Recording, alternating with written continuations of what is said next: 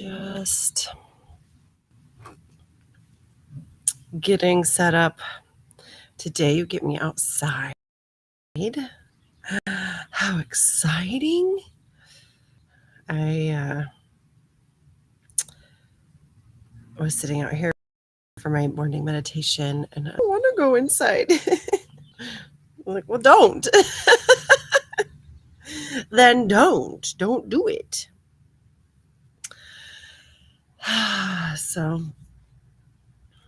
here we go. Our cards, coffee, contemplation morning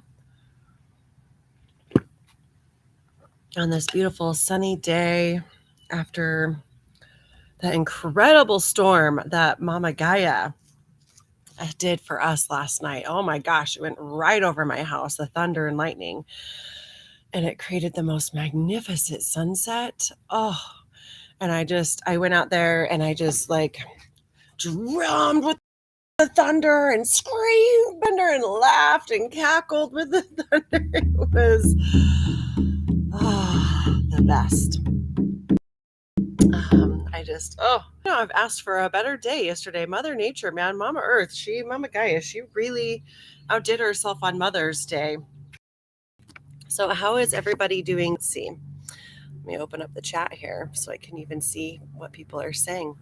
Good morning. Good morning. So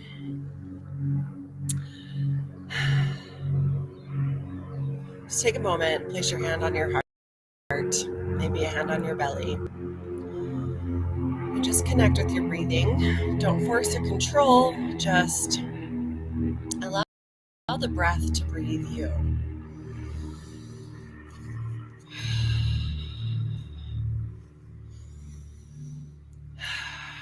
And I like to even pat my chest, my heart, to send my focus, my awareness down deep into this space within. Filling the lungs with this beautiful oxygen, this beautiful breath of life, this beautiful gift given of another day in this existence, in this incarnation, on this planet at this time.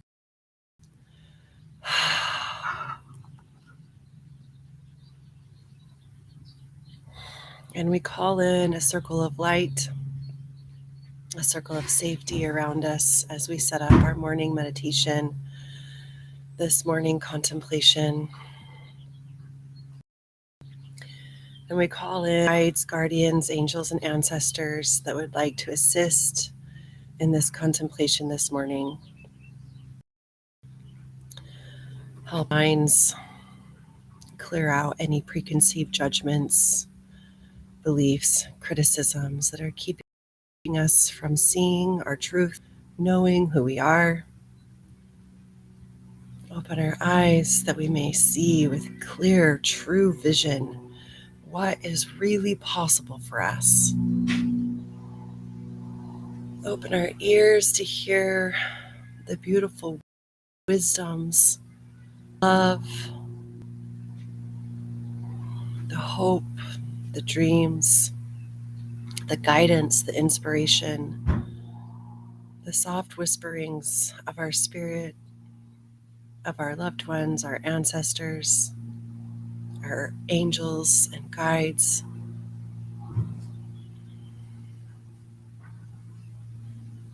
Open and cleanse our mouths.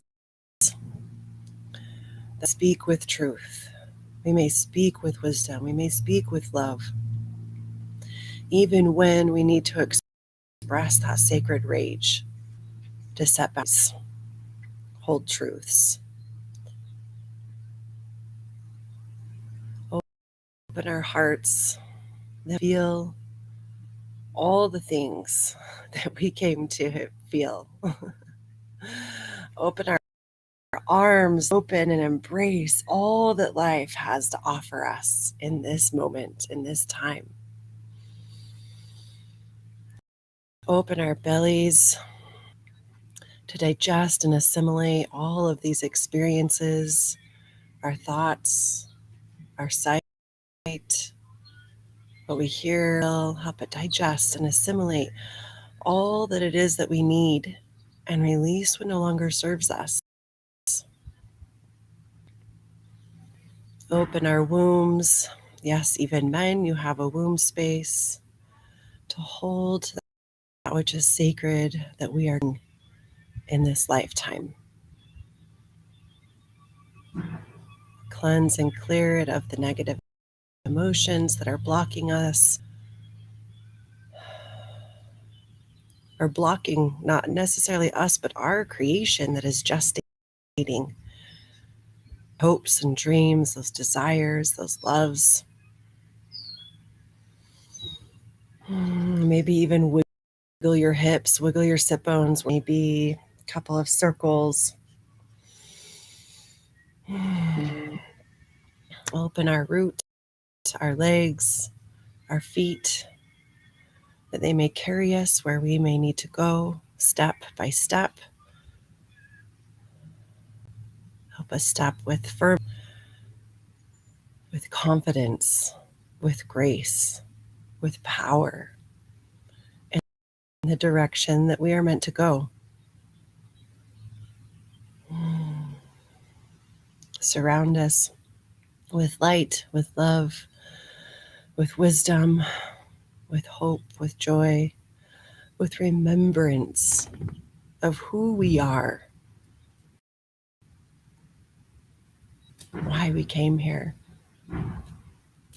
why we're here in this moment, surrounded by the people we're surrounded by, situations that we're in. We have been put here. We have chosen this path for a purpose, for a reason.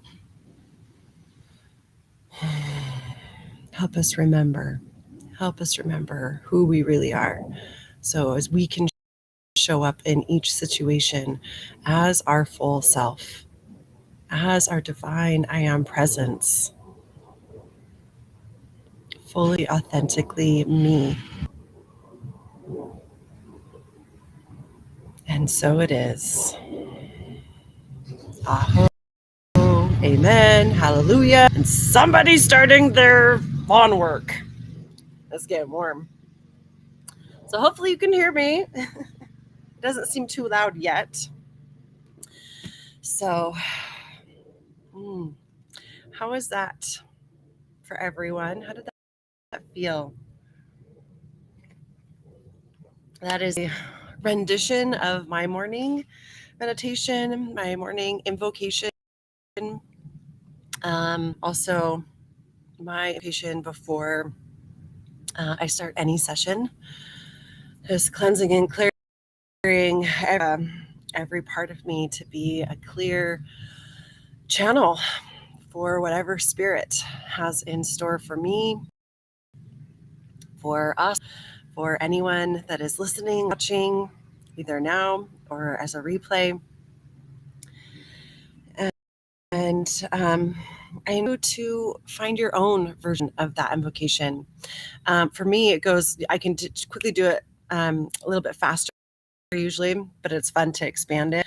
But basically, it's just asking for spirit to open my mind, my ears, my eyes, my mouth, my body, to be this human vessel for a higher self, for spirit to work through me. And basically, I mean, like the cliche is jig the wheel, right? It's like, spirit, you drive.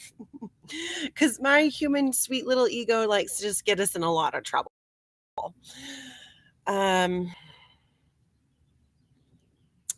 Every time I tried to tune in this morning to what we were going to be talking about, or even the cards we were going to pull, I just kept getting a blank. And so I just kept going, it's okay, I'm open.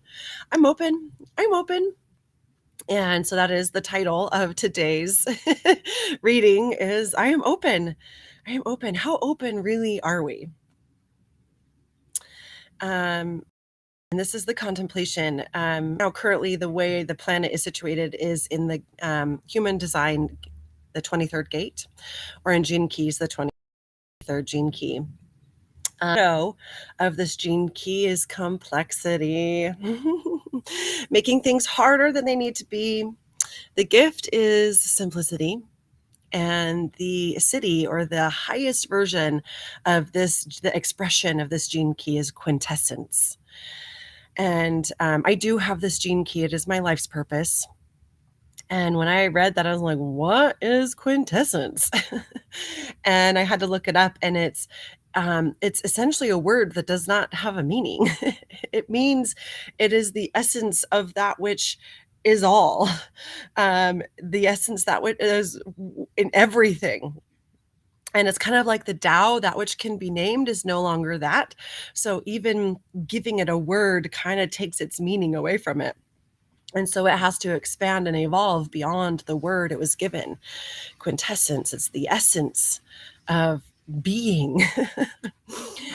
And complexity, let's visit the complexity shadow for a moment.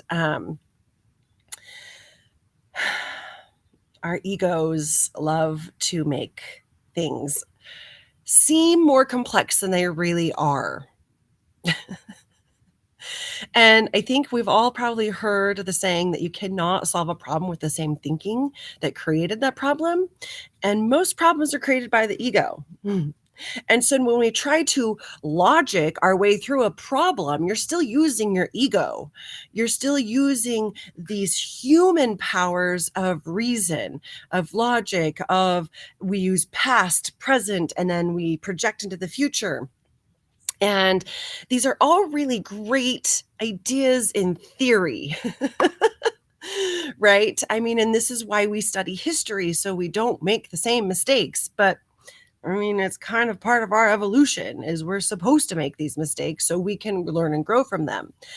And hopefully we can learn from the past mistakes in the present so that the future is not the same as the past. And this all is really beautiful in the mind. It really is so beautiful in the mind. However, if we travel a little deeper into the heart mind, this beautiful space down in here, and they've discovered that our heart has, I don't want to quote this wrong, but as many, if not more, neurological connections than our brain. They're actually calling our heart our second brain. This heart mind, which in Mary Magdalene is the space where the soul lives. This heart mind. And when we come and we take our mind and we just gently, and this is why bowing is an act in every religion. We bow our head. It's humbling this ego mind into this heart space, because now we're looking within. Instead of looking outside of us, we are now looking within. We humble the ego mind into that heart space, this heart mind. And we go, okay, this breath and this breath. And in this breath, we look around. Just take a moment. With every breath, look around. And I want you to notice, as you look around with each breath, is there pain? Is there suffering? Are there bills? Is there struggle? Is there heartache? Is there fear? Is there lack? Just with this breath.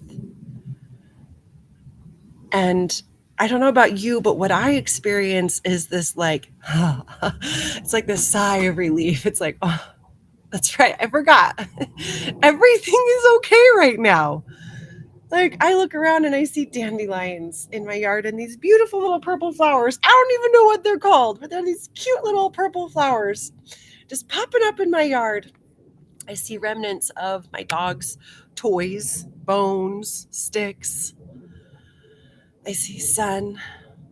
I see shadow. I see dew. I hear the birds. I also hear planes and neighbors working in yards. In this moment, I have everything I need for the next moment. I don't have anywhere to be right now, but right here in this moment, until I have a meeting to be at 10:30. But it's not 10:30 right now. So right now, I am free to be me in this moment. And I'll let 10:30 take care of itself when it's time. And allow myself at 10:30 to be free to be me in that meeting. When that meeting shows up, can I be open to fully receive this moment here and now? Can I be free of judgments, preconceived beliefs? It was so interesting this morning when I was reading the 23rd dilemma is timing and trusting the timing of nature, right? You've heard me talk before that like nature, we are part of nature. Earth, my body, water, my blood, air, my breath, fire, my spirit. We are one with Earth. We are not separate from her. I heard a song this last week called We Are Walking Trees. And there's this tree right here that I look at when I'm sitting in my hot tub that without its leaves, it looks just like a lung. Like the bronchial, if you guys ever went and saw the bodies exhibit, oh my gosh, if not, I so encourage you to do that. Our bodies are just a magnificent work of art. But as above, so below, this is a teaching in the Kybalion, these core concepts and principles that the universe lives by. And this tree looks like a lung. And it is the Earth's atmosphere lung.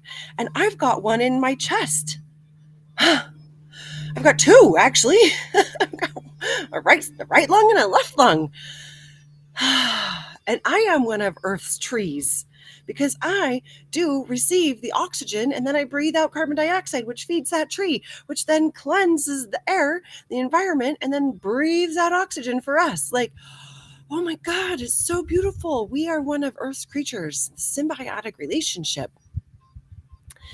And nature doesn't struggle. Nature doesn't try. Nature doesn't force.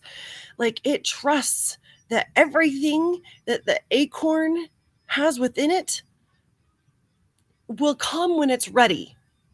It doesn't force itself to become an acorn tree faster than it should. Like, oh my gosh, this acorn tree right here has been here for 50 years. It's much taller and bigger and stronger. I'm supposed to look like that when I'm only 15. That's not how it works. And the rose doesn't look at the daffodil and say, oh, I should be more like you, or the daffodil like the peony. Like it just is insane. That's insanity. That's complexity. That's our human minds mucking shit up. And there's even like science, which I love so much. And religion, which I really did love. And then I got really mad at and left. And now I'm like coming back full circle reading Mary Magdalene's gospel. And like, oh my gosh, it's all the same beautiful teachings. It's so beautiful. I went a little sideways. Complexity, religion and science. Like in the White Gene Keys book today. I can't remember which one that one's called, but it's the contemplative way of the 64 Gene Keys. Richard Rudd talks about how religions and science really complexify things. I don't know if that's a word, but like somebody somewhere did a study that we should drink this much, 8 cups of water a day. That is the ideal amount of water a day. And then, do we believe them? We're supposed to eat this many fruits and vegetables a day. Do we believe them? That this is what heaven and hell is like in religion. Do we believe them? This is the pathway to heaven and this is the pathway to hell. Do we believe them? Our bodies are so innately divine, inherently divine.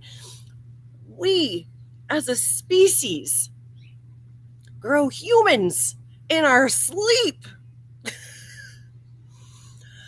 I grew 3 humans in my belly and I didn't have to think about it.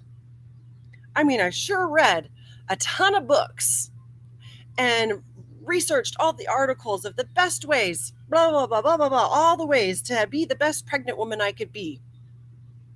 But guess what? Without all of those books, like our ancient mothers, our great-great-great-grandmothers did not have any of these books. And we still survived as a species. we were probably a little bit better off in some instances. Modern technology is fabulous. Thank you. I'm so glad. Without it, I would not be here broadcasting to how many homes right now.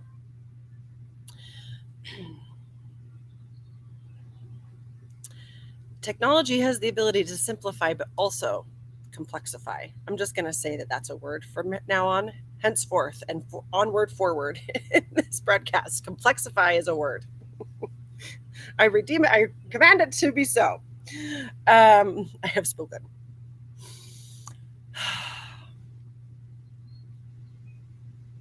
I'm intrigued to know. There's a couple of you here with me live right now. I'm intrigued to know what your thoughts are about this complexity, simplicity, these beliefs, these laws that we have written that we should eat 3 meals a day, but I've also heard that you should eat like 6 smaller meals a day. Like, what are some of the belief systems that you for a time really believed in, but it didn't serve you? It caused you more pain than it actually did peace. The 6 meals a day one really stressed me out. That was a lot of prepping and food work and dishes, like 6 times a day. I gotta like chop and cook and make and then eat and then clean. Like, it takes so much time. And then I discovered intermittent fasting. I was like, oh, you know what? That actually feels really good for my body. And this whole intuitive eating concept, like, and there's books for it. How oxymoronic is that? That there's a book that teaches you how to eat intuitively. Just like sit with that for a minute. That I have to buy a book to teach me how to listen to my intuition on how to eat intuitively. And I bought that book. I read that book.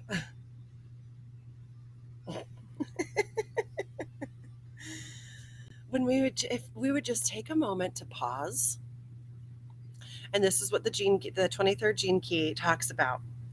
Just take a moment to pause.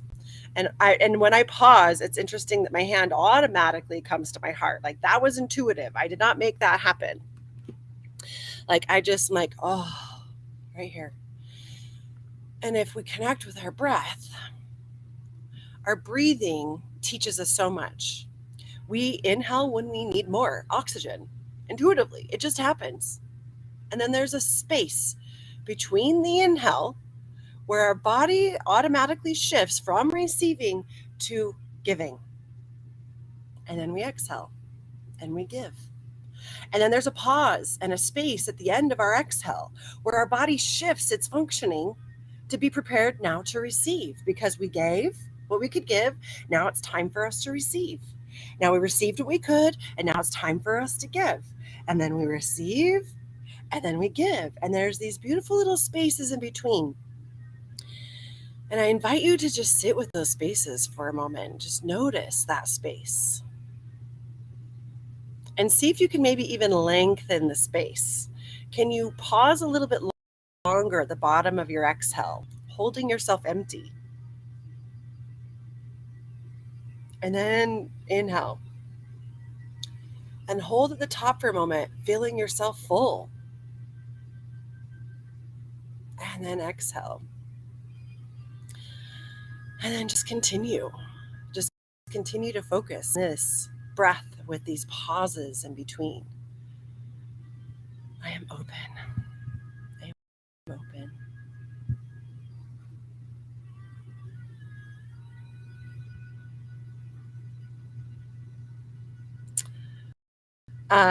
So it's funny to me that the Tao Te Ching opens saying the Tao that can be named is not the true Tao, and then goes on to write 81 chapters describing it. I know. Aren't we just fun human beings? Because we're going to try, bless our cute little hearts, we're going to try. We're going to try to take that which is indescribable, ineffable, the quintessence of existence, and put it in a book. And this is like my struggle with writing my book currently. And I mean, I just wrote the introduction chapter. I've got probably 15 to 20 different chapters right now. And as I'm writing introduction, the title of my introduction is All I Know Is That I Don't Know. And that's a quote from Dr. Abraham Lowe. And first, when I heard that quote, I was like, what? My whole life, I was trained to believe that I know. I mean, you go to any Church of Jesus Christ of Latter-day Saints chapel on the first Sunday of any month, and you'll hear every little child that goes up to the pulpit, I know the church is true. And we were taught to believe, to know. And so to be told that all I know is that I know, was really scary. And when I went through that fear, on the other end, what I actually found was an immense peace. Oh, I don't have to know. And I can never really know either. Like, oh my gosh, you guys, we live on a where we know more about the galaxy outside of our atmosphere than we do the oceans within our planet. That consist of what, 85% of this. How sweet and innocent and totally arrogant that we believe we can know anything. I am open. I am open. When I know, I shut down. I shut off any other possibilities. I close. Doors are closed. I got everything. I know it all. And then that leaves no room for new and evolving and what else is possible to show up, because I know I got it right here. So when I'm open, it also releases any attachment too. And this can be scary because it's attachment to ego, it's attachment to identity. This is who I am. Oh my gosh. And if I lose that, if I let go of that, will people still love me? Will I still be accepted?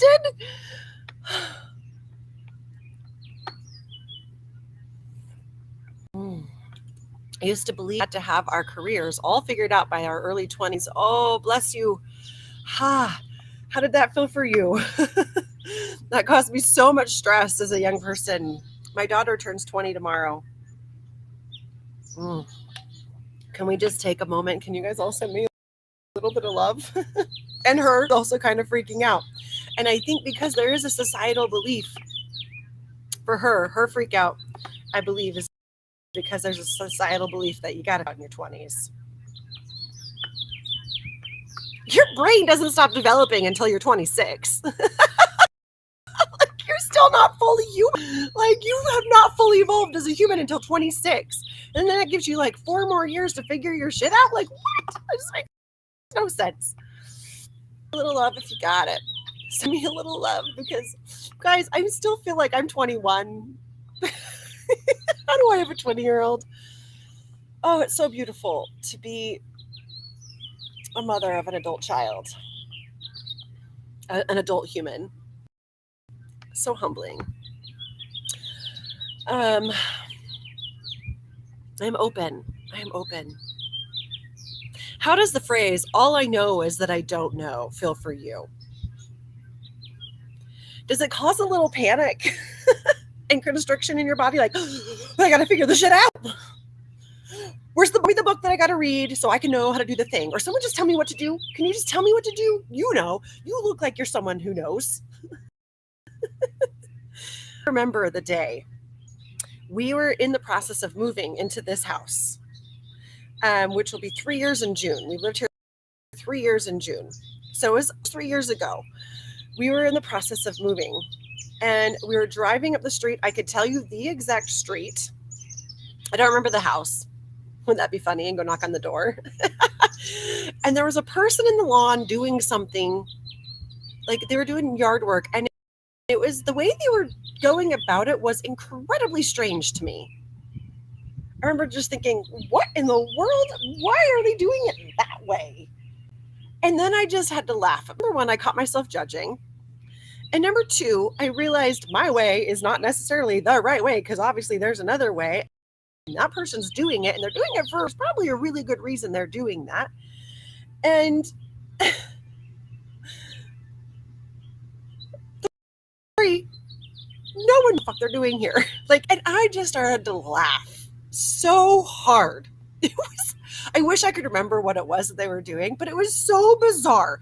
It was something like with a trimmer or the leaf blower or the rake or something. And it was just like, it seemed like they were down and backwards to me. Like that's how bizarre it seemed, but they were doing it. And so it obviously had some power for them. So it'd be interesting to know. Tell me, really, I'm really intrigued. How do you feel when you say, all I know that I don't know? That I know nothing. Can you really say, I know nothing and be okay with that? Even my ego's like, fuck that. I know so much. Books I've read, all the workshops that I've been to, all the courses that I've completed, all my accreditation, my accolades, my accomplishments. That's a lot of A's. Alliteration for the win. But those are all based on external qualifications. How do I really know?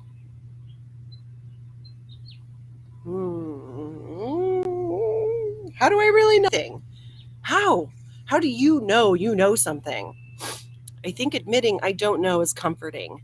Nobody does. I don't have to have all the answers, and that's okay. Then I go find new information. Oh my gosh, it's so nice. Oh man, it's so nice. It's so freeing to be like, I don't actually really know. Let's see what's up. Let's see what's open. Let's see what's possible. Like it really does open all the possibilities for us. Okay, I feel like there's a card, an archetype here that is going to help us with this being open to receive. I am the soft little inner self is hugely relieved to not have to know. But yes, my brain basically refuses to admit it. Yes. Oh, I love how you made that differentiation. That I am that soft little inner self. And ironically, paradoxically, maybe not ironically, but paradoxically, that little inner I am self actually knows everything.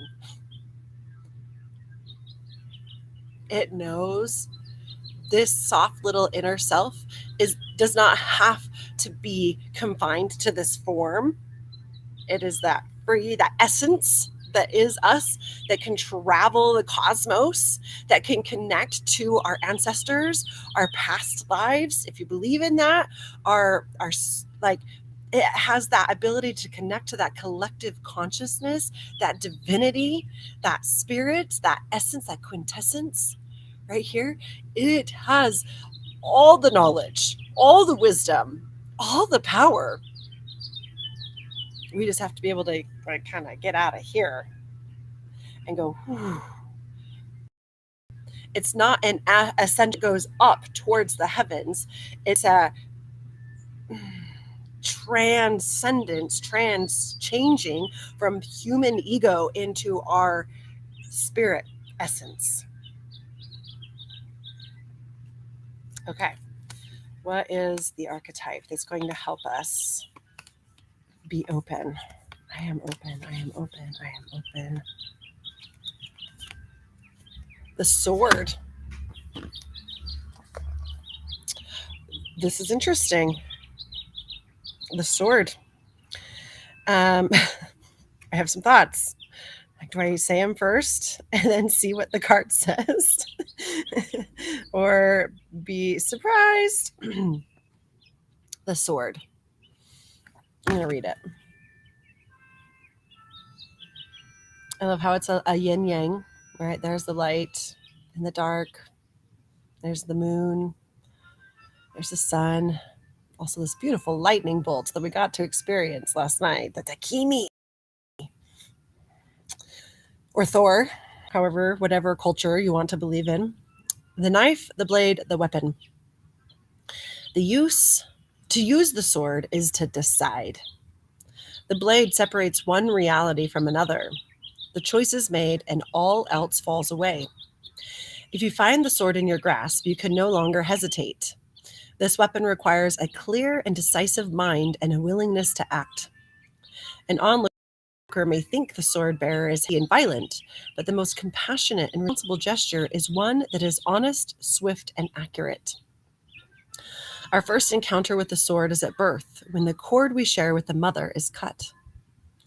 This moment defines our separation from her and begins our journey of becoming self. We must make these cuts again and again if we are to grow. Cut the cord, and not just from the literal mother, so we can grow and nourish, become human, but from our identities, from our belief systems, from our ego, from other people that we've attached to. This person defines me. This is my relationship. Jerry, my kids, my business partners, even my studio, those are all relationships that, man, if I don't cut the cord, I can hinder that growth instead of allow it to flourish. We must make these cuts again and again and grow. Decisions shape our life, and the sword is an infamous shaper of destiny. When light, cutting through to what is essential. When dark, hasty, backstabbing, a dull and painful blade. Ouch. Boundary making, prioritizing, and clarifying are all gestures made possible by the sword. The sword is a metaphor for the brush, the artist's fierce and graceful tools. Contemplate the Buddhist philosophy of the first and second arrow. Swing the sword once with precision and commitment. More than that will be painful for everyone involved. Metal, cha-cling, my favorite element. Yes. Metal is typically fall. When the leaves start to fall, we release what no longer serves us. We send energy within, deepen and solidify our connection to ourself, our source, so that we also have room to grow and expand next year.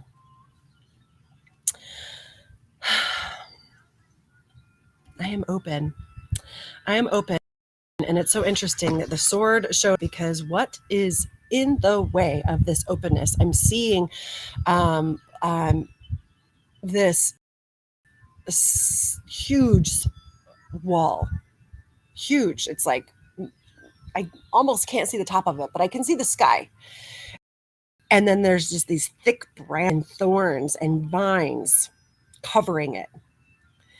And it's like there's a doorway in there somewhere to get through that huge barrier to whatever is beyond these confines of societal structures, rules, of regulations, of beliefs, of laws, judgments. And it's like this sword coming in, just like, cutting it all away so you can find the door and walk through to freedom. Freedom beyond these constraints, freedom beyond these beliefs, freedom beyond these things that hold you back. Oh, and now I'm like seeing these like chains and the sword just chopping these chains. So it's like, oh, I can freely fly where I'm supposed to go, who I'm supposed to be. The sword that cuts off the uniform, that removes the masks, these constructs that we have built up. This is who I am. And I've carefully constructed this so as to feel as though I am worthy to be accepted and loved in this world. And what if we let them all go? What if we just took them all off? We laid them all down. You're welcome to pick them up anytime. I can feel somebody's mind like freaking out about, I can't do that. I worked so hard to construct this person that I am today. And how tired are you? How exhausting is it to keep up these pretenses? To pretend that you care about things that, let's face it, do you really care? And I will tell you from personal experience, these last 2 months, I did a medicine journey back in March. And this medicine is known as a complete ego eradicator. It totally dissolves the ego. And it was quite the struggle coming back. And, I, my gene keys, my life's work is rebirth. I don't remember if that's the gift or the city, but it is rebirth. And I have had so many ego deaths. I have rebirthed myself multiple times. I have rebaptized myself multiple times. Because every time I come across an ego structure, an ego belief, an identity that hasn't served me, that has been causing me pain and suffering, I lay it down. And sometimes it's a battle. Sometimes there's a serious sword fight. Come on, stupid ego, let me go. And this ego puts up a valiant fight because I put it in place to protect me. It was there for the longest time, and I leaned on it for the longest time to keep me safe, to keep me from hurting again, to keep me from being rejected, to keep me from being shunned, to keep me from feeling lonely, to keep me from feeling unworthy and unloved. I put these ego structures in place. I put on these masks. I put on these identities so I could feel like I fit in this world. I belong. See, I can do that. I can look like you. I can act like you. I can show up with this belief system. But it wasn't really true to me. It was causing me a lot of pain. It was a lot of work. It was a lot of effort every day. Oh my gosh, it's like waking up and like I watched some of those makeup tutorials where they like do all the dots and then they do all the lines and then they do all the like padding and then they do all the other things and like that's just like the base layer and then there's the colors that they put on and I'm just like, oh my gosh, that seems exhausting. And like some people, I know it makes them so happy. So I'm not judging you if that makes you happy. I'm just giving an analogy. Like that's a lot of work, right? That takes a lot of time to put on. And like every day I was waking up and putting on these metaphorical masks, this metaphorical armor to protect me and keep me safe because I thought that's what I was supposed to do. But in reality, it was keeping me from experiencing true love, true abundance, true joy, true acceptance.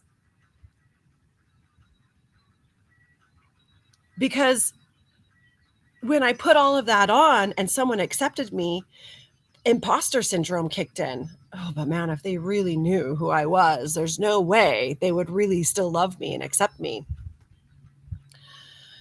And so I still never felt fully satisfied. But when I took all of those off and like showed up naked, I wrote a blog post last month, Vulnerability is a Superpower. When I show up naked and then someone accepts me, that is true love. That is true acceptance. I had nothing to hide. This is me. This is all of me. My weird, my wacky, my wonderful, my insecurities, all of it. Just here it is.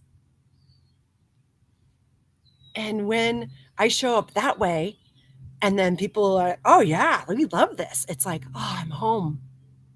And when I'm with other people, it's like, nope, okay, not here. And I leave. And I choose not to engage. Not for me. And that's okay. Because I'm open. I'm so open.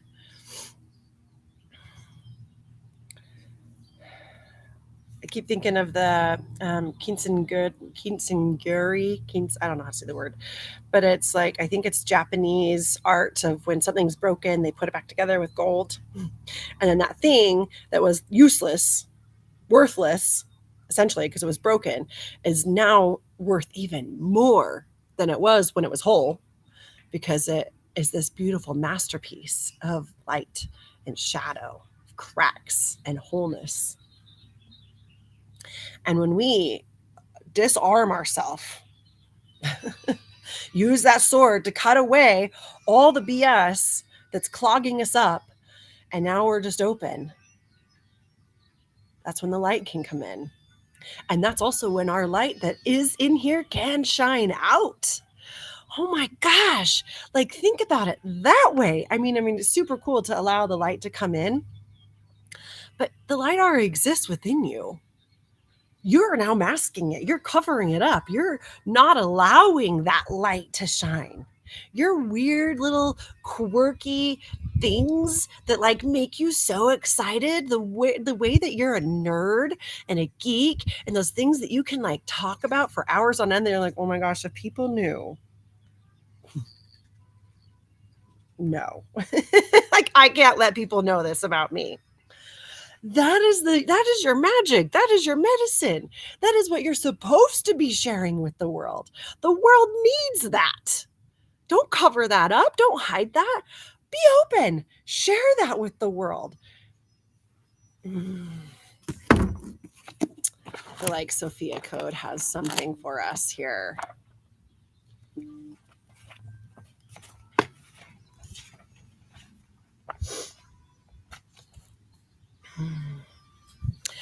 This is the Mother Mary key code 4 in the Sophia Code.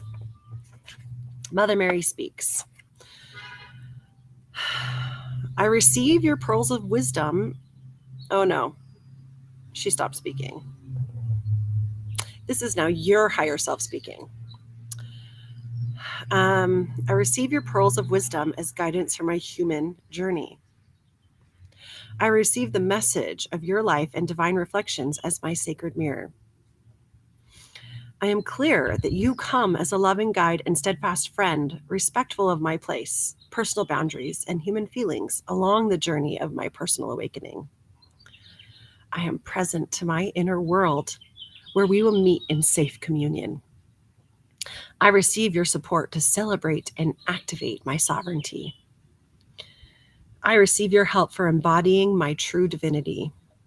I receive your sacred heart speaking clearly to my own. I am aware that your presence activates the Sophia Code within me. I receive this miracle of your friendship, creating peace in my life now. Mother Mary steps back and motions the presiding angels of the presence to bless me as well. Presiding angels of the presence with a capital P, presence. Soft wings begin to sweep away the energetic debris of feelings and outdated beliefs that no longer serve my relationship with Mother Mary. Within my DNA, I feel the crystalline chromosomes recording this experience with Mother Mary as an essential moment for activating key code 4. I feel relieved by the 4 angels who help me relax into the depth of this personal transformation. They conclude their angelic blessing by arcing their wings in unison above my crown. Their golden wingtips connect at a single point from which a waterfall of divine love pours down, flooding my crown chakra with pearlescent white light that flows into every cell of my body. This angelic waterfall of Sophia light fills me with revelations of peace, and in response, my crown chakra blossoms open as a 1,000-petaled white rose.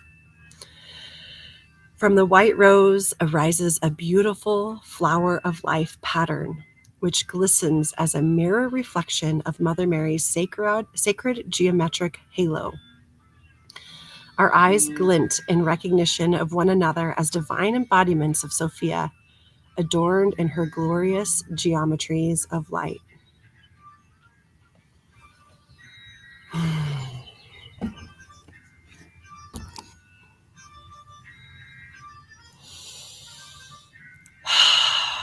Just see if you could envision that. This beautiful waterfall from these 4 angel wings, the angels of presence, tipped together over your crown chakra, pouring this waterfall.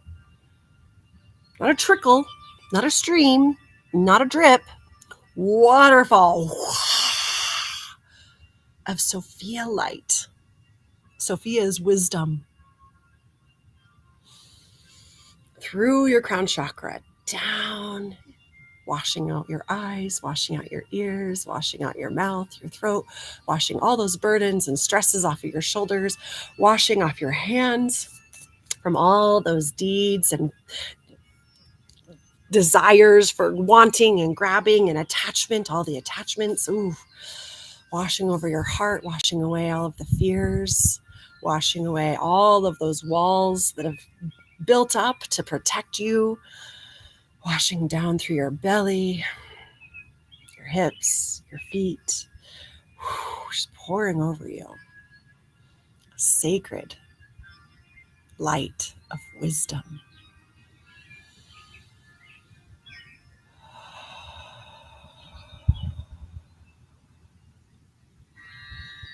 Breathe it in. How much of this light can you breathe in?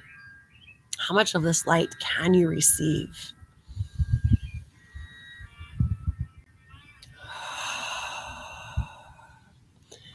And as it washes not only through and inside your body, it washes the outside as well. It comes in this column of light. And as you feel this waterfall wash over and through you, you disappear. You become one with this light. This light is you. This light comes from your I am presence. How open can you be? How much can you receive?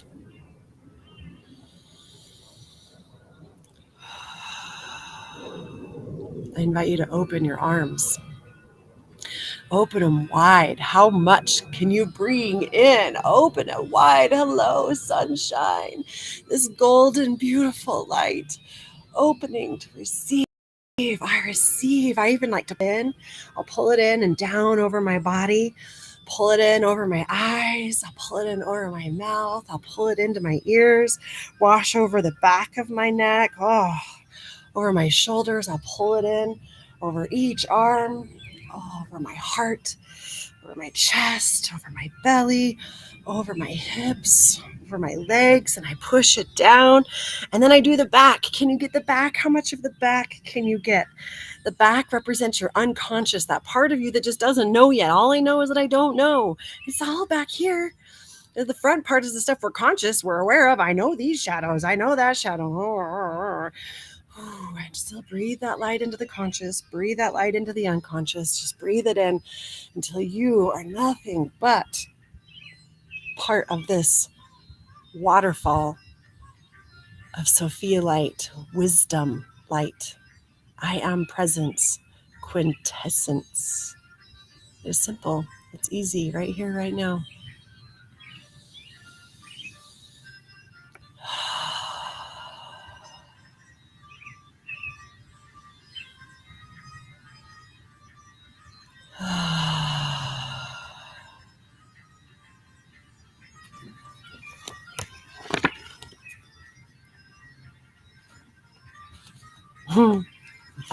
Bleeding ink.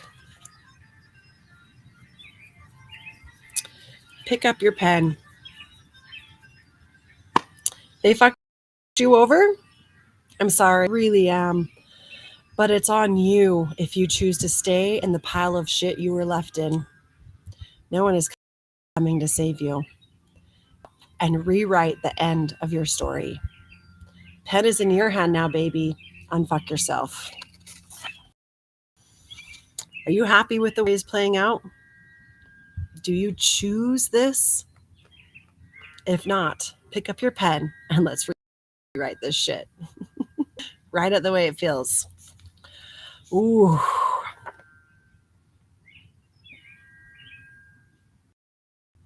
We all have a story. We all have gone through some trauma. Some of us more than others. Some of us, the trauma is more a capital T than a lowercase t.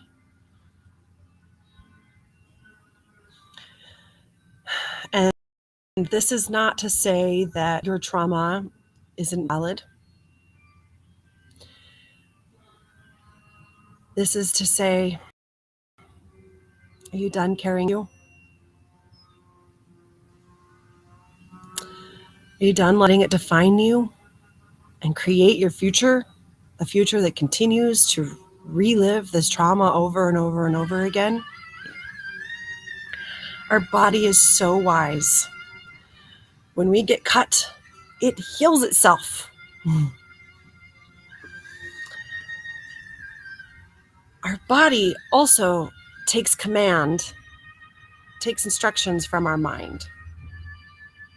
So when we say, I have an injury here, my knee back in high school, so my knee is fucked up. Guess what? Every 7 years, your body completely rebuilds it. You have a new heart, you got new bones, you got a new brain. Everything is brand spanking new. Only thing keeping this injury still here, I have this thing. And your body goes, okay, I am this way because blank. Okay. I act this way because this thing happened to me. Okay. Okay, it's a genie. Like, this is the genie in the bottle. I wish I had like a high ponytail. Your story happened. Yes, your trauma happened. And like Byron Katie says, what I love about the past is that it's over. So stop bringing it into the present moment with you. Can you forgive yourself for what happened? It's not your fault. You're innocent. Can you forgive the person who did whatever atrocity to you? And can you really truly see their innocence? It's not until then that you are going to free yourself from that pain and suffering.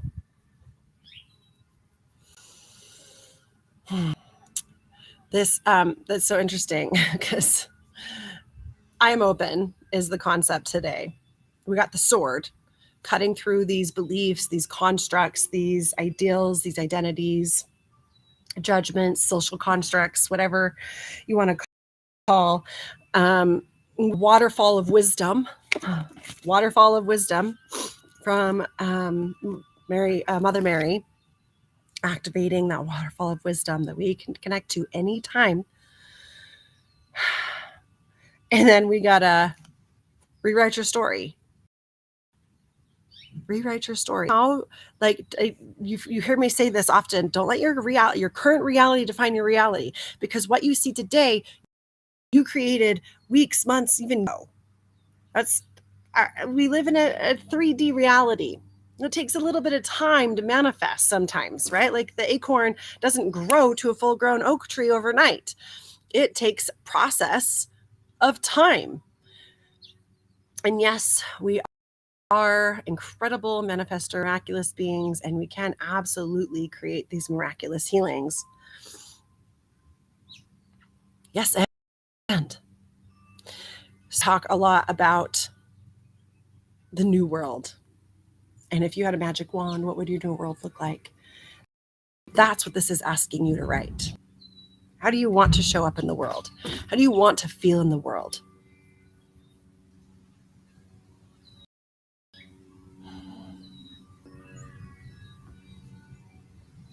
Write that.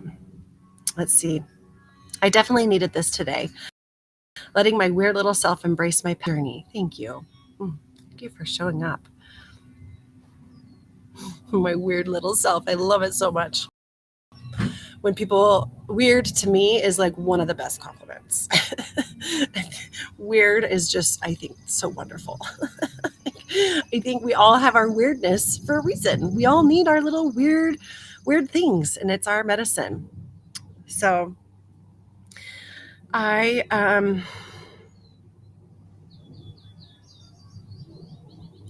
here for you. I'm here for you. I have been through many, many ego deaths. I have redefined myself and my life multiple times. Currently living a life that I used to just think was a fantasy. Like, oh man, I wish I could live a life like that. I don't know. It just doesn't even seem realistic, right? When they say make your dreams realistic, like that, this life that I'm currently living didn't even seem like a reality that was possible. And it is. And I have discovered many tools over the 2 decades now that I've been in this industry that can help. They helped me, and they might help you. They might not. And if I'm not the person that can help you with this, I have a collective of healers that I can point you to. And not just at my studio, all over the globe, I have healers that are dear friends, mentors, teachers, sisters, brothers, family. And I'm here for you to help you rewrite your new story, rewrite who you want to be, help you cut away all of those brambles and walk through that huge wall that is keeping you from realizing your freedom, your divine sovereignty to be who you are, allowing your little freaky self to be weird and freaky out in the world. So, and they're doing donation-based sessions. It's Mental Health Awareness Month. So just reach out. Let's book a session. Pay what you can. Share. Offer a trade, a service. Hug, high five, a shout out. But you have to take this first step. You have to reach out. You have to send me a message. You have to ask. You have to claim it. You have to feel you're worthy enough to receive help for this. And just know that for the longest time, I thought I had to figure it all out on my own. And I really wonder, looking back, if I had allowed to be vulnerable and open up and ask for help, how much farther I'd be right now. But I can't do that because that's not how reality works. That's delusional. But man, when I finally did open up and ask for help, I just ask. We came to a planet with 7 billion other people for a reason. We're not here to figure this shit out alone. We need each other. I need you just as much as you need me. And what I really need from you, the thing that I need the most from you, is for you to show up as who you came here to be, who you truly are. That's your magic. That's your medicine. That's going to change the world. I truly believe that. So if you want help with that, if you want help stepping into who you are, I would love to be that guide. I cannot do it for you. I am not a magician, but I can work some magic and help some blocks. I can help point out some sabotages. I can help give you some tools for self-love, self-compassion, encourage, support. I can hold space while you feel human and experience your emotions, share your trauma so you don't feel so alone. That's what we're here for. I love you.